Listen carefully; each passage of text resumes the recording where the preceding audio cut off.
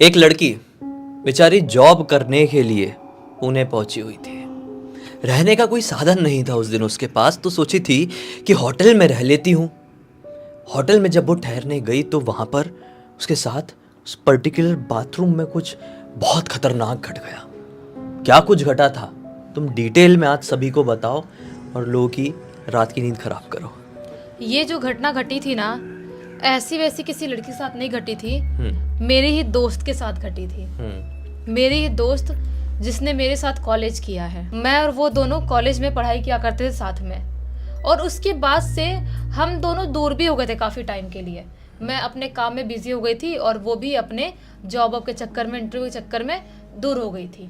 लेकिन जब उसने मेरे वीडियोस देखना स्टार्ट करी, जब हम जो वीडियोस भूतिया करते हैं, तो उसने मुझे फ़ोन करी, नंबर निकाल के, बहुत साल हो गए थे, नंबर निकाल के कहीं से दूसरे दोस्त से मांग के फ़ोन करी, और उसने बताई कि मेरे साथ एक ऐसी घटना घट गई जिसके बारे में कोई भी सुनेगा ना, विश्वास तो नहीं करने लायक है वो, लेकिन मेरे साथ हुआ है तो यकीन मान वो बिल्कुल सही घटना है। तो मैंने बोली यार, विश्वास क्यों नहीं कर सकता कोई? हमारे साथ भी बहुत ऐसी घटनाएं घटी हैं जो लोगों को लगता है कि फेक है, और भी बहुत लोग साथ घटती हैं, तो बता मुझे। तो उसने मुझे वो घटना बताई। सचमुच में मेरे भी रोंगटे खड़े हो गए थे, इतनी ज़्यादा खौफनाक घटना थी वो। उस लड़की का नाम सोनिया है। सोनिया और मैं मुंबई के एक कॉलेज में पढ़ाई किया करते थे। उस कॉलेज का नाम नहीं बताना चाहती मैं, हम दोनों हमेशा उसी कॉलेज में पढ़ा करते थे। उसके बाद से मैं अपने काम में लग जाती हूँ, वो अपने पढ़ाई कंप्लीट होने के बाद वो अपने काम में लग जाती है। एक टाइम ऐसा आता है कि वो इंटरव्यू देती है और उसका सिलेक्शन होता है पुणे के एक अच्छे कंपनी में। वो प्रेफर कर रही थी कि मुझे मुंबई पुणे में कहीं जॉब मिले, तो पुणे की एक अच्छी कंपनी में उसको जॉब मिल जाती है। अब सबसे बड़ा टास्क ये था कि उसको मुंबई से पुणे शिफ्ट होना था। उसकी पूरी फैमिली हमेशा से मुंबई में ही रहा करती थी, लेकिन बेचारी को अब पुणे जाना है और जॉब के लिए अकेले तो जाना तो पड़ेगा ही। अब अकेले जाने के चक्कर में जॉब तो नहीं छोड़ सकती ना। अपने घर वालों से बात करती है, अपना पूरा सामान पैक करती है और पूरा सामान पैक करके पुणे निकल जाती है। सबसे पहला दिन जिस दिन पहुंचती है, उस दिन शाम का टाइम हो गया था। वो पुणे स्टेशन पहुंचती है, उसके बाद से उसने पहले से कोई होटल देख के नहीं रखा था, और वो ऑफिस वाले भी ऐसे थे, पता नहीं क्या उनका पंगा था, उन्होंने भी कोई होटल बुक करके इसके लिए नहीं रखे थे। इसका पहला जॉब था, इसको समझ में नहीं आ रहा था कि मैं कैसे सरवाइव करूंगी पुणे में, कैसे कोई होटल ढूंढूंगी। लेकिन बहुत ढूंढने ढांडने के बाद, पता करने के बाद, उतरती स्टेशन के बाहर जाती है और ऑटो वाले से पूछती है कि कोई होटल है क्या। तो एक ऑटो वाला जो उसको एक ऐसे होटल में लेके जाता है जो थोड़ा आउटर इलाके में था। वो होटल थोड़ा आउटर इलाके में था और थोड़ा पुराना सा होटल था वो। ऐसा लग रहा था कि यहाँ पे बहुत कम लोग आते होंगे। तो वो बोलती है कि भैया आप श्योर हो? ऑटो वाला बोलती है कि यहाँ पर कोई आते भी होंगे क्योंकि ये तो बहुत ही पुराना दिखाई दे रहा है। तो वो ऑटो वाला बोलता है, मैडम मैं आपको इसलिए यहाँ पे लेके आया हूँ कि क्योंकि इसका बजट थोड़ा कम है, आप यहाँ पर आराम से रह सकती हो, नहीं तो अगर आपको हाई फाई बड़ा होटल चाहिए तो मैं वहाँ पर भी लेके चलता हूँ। तो सोनिया बोलती है कि नहीं नहीं नहीं, ठीक है, मुझे कम बजट वाला ही चाहिए था, वैसे मुझे पैसे देना, मेरे ऑफिस वाले पैसे नहीं दे रहे हैं, तो ठीक है भैया। वहाँ पर उसको पैसा देती है ऑटो वाले को, और ऑटो वाला अपना ऑटो लेके निकल जाता है। ये उस होटल में विजिट करती है, रिसेप्शन में जाती है, उनसे बात करती है, तो बजट जो बताते हैं ना वो भी बहुत काफ़ी कम था। वो सोचती है कि यार पुणे बहुत बड़ा शहर है, यहाँ पर इतने सस्ते में मुझे कैसे होटल रूम मिल रहा है। लेकिन खुश होती है कि चलो अच्छा है, मेरे बजट के हिसाब से है, तो मैं यहाँ पर अगर कुछ दिन ज़्यादा दिन भी रहना हुआ तो कोई प्रॉब्लम नहीं होगी, जब तक मैं अच्छी जगह कोई रेंट पे घर लेके शिफ्ट नहीं होती हूँ। क्योंकि जॉब करना है तो रेंट पे तो फ्लैट लेना ही पड़ेगा, तब तक ठीक है मैं यहीं पर रहूँगी, बजट भी बहुत अच्छा है। वो अपना सामान लेके जाती है अपने कमरे में और अपना सामान रख लेती है, थोड़ा बहुत बैठती है, पानी पीती है, सिर हल्का करती है। ट्रेन की ट्रैवलिंग करके आई थी, भले ही ज़्यादा देर की ट्रैवलिंग नहीं थी, लेकिन फिर भी थक गई थी, और नई जगह, नई चीज़ें, उसको थोड़ा अजीब सा भी लग रहा था कि कितना सुनसान है होटल, यहाँ पे क्या मैं रह के सही कर रही हूँ, मुझे कहीं बड़े जगह पे जाना चाहिए था, कोई बड़े होटल में जाना चाहिए था, कहीं कंजूसी करके मैं गलत काम तो नहीं कर रही हूँ। उसके दिमाग में बहुत सारे थॉट्स आ रहे थे, लेकिन बेचारी ज़्यादा ना सोचते हुए सोचती कि काम करती हूँ, मैं शॉवर ले लेती हूँ। अपना कपड़ा लेके जाती है बाथरूम में और शॉवर लेने लगती है। जैसे शॉवर ले रही होती है, उसको ऐसा महसूस होता है किसी ने उसके बाथरूम का दरवाज़ा खटखटाया। हम्म, बंद करती है, शॉवर का वो बंद करती है नल, और बंद करने के बाद ढंग से सुनने की कोशिश करती है। ये मेरा वहम था या सच में मेरे बाथरूम का दरवाज़ा किसने खटखटाया? लेकिन ये कैसे पॉसिबल हो सकता है? ये होटल का रूम मैंने अंदर से लॉक करी हूँ, और अंदर से लॉक करने के बाद किसी के आने या जाने की कोई गुंजाइश तो है ही नहीं। हाँ, तो कोई दरवाज़ा कैसे खटखटाया? इसको एक धक धक धक धक होने लगती है कि कहीं किसी के पास चाबी तो नहीं है एक्स्ट्रा, कोई मेरे कमरे में एंटर तो नहीं कर गया है।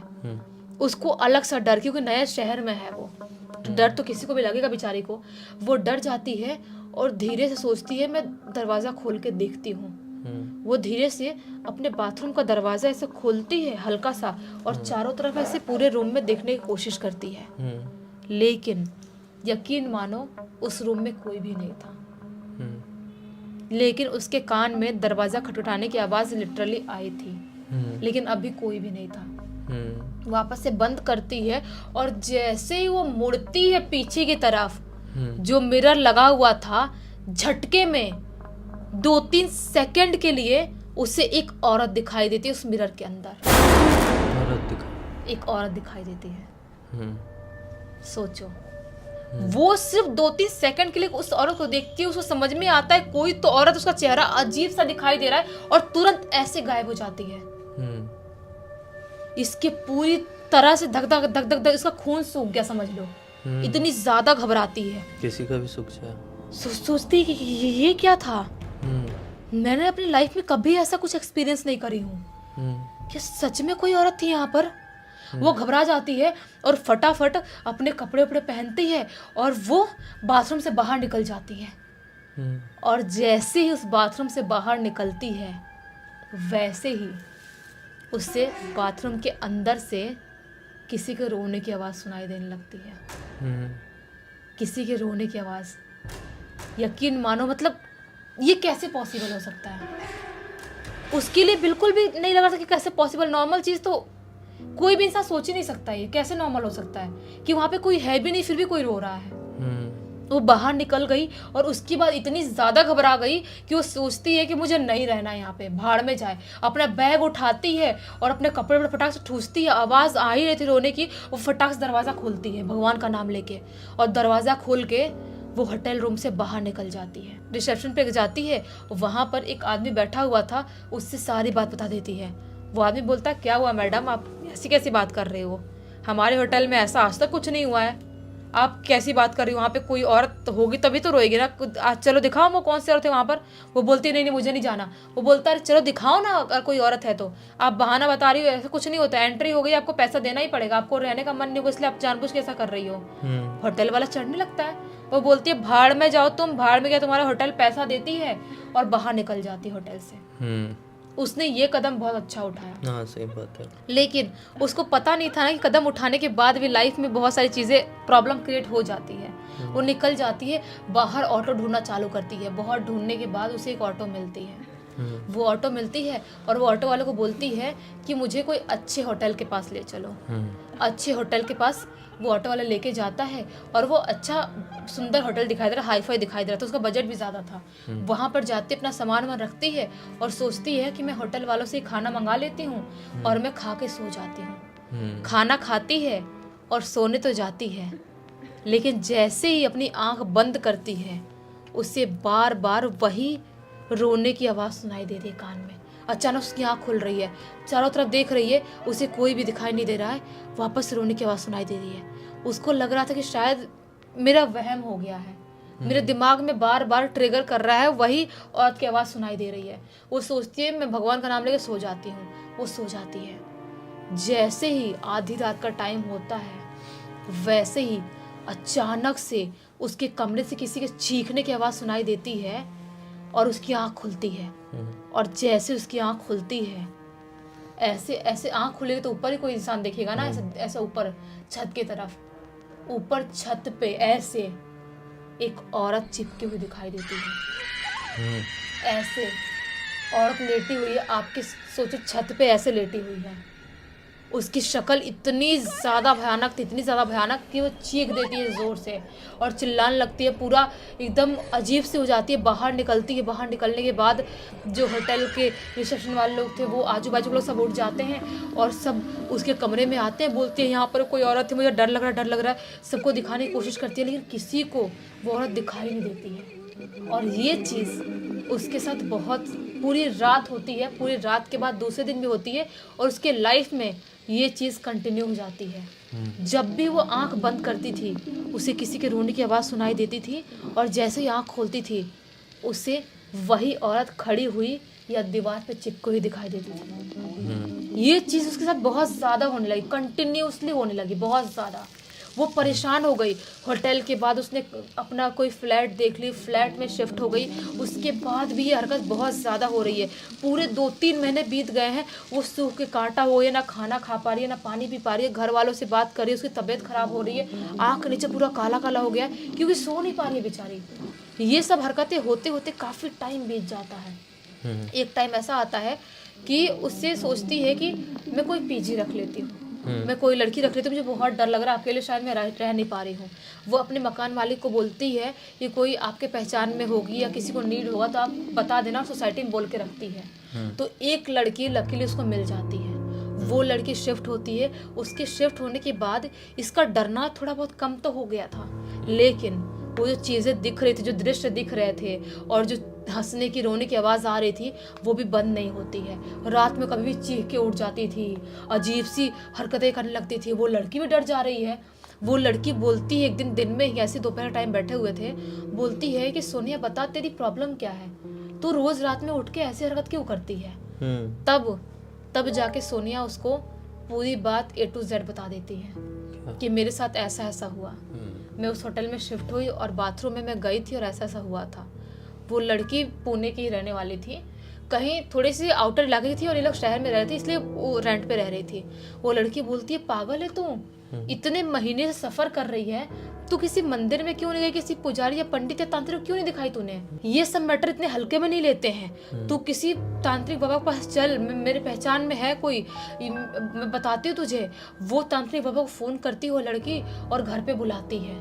घर पे बुलाती है और उसके बाद वो बाबा जी सोनिया को देखते से बोल देते हैं कि बेटा वो जो आत्मा है ना, वो तुम्हारे पीछे बहुत बुरी तरह से लगी हुई है, बहुत बुरी तरह से। वो इतनी बुरी तरह से तुम्हारे पीछे लगी हुई है कि वो कैसे भी करके तुम्हारे शरीर के अंदर घुसना चाहती है, एंटर करना चाहती है। और एक बार तुम्हारे शरीर के अंदर वो घुस गई, उसके बाद तुमको कोई उससे बचा ही नहीं सकता, क्योंकि वो अतृप्त आत्मा है, बहुत सालों से एक जगह पे बंधी हुई थी और उसको कोई देख नहीं पा रहा, उससे कोई कनेक्ट नहीं कर पा रहा था।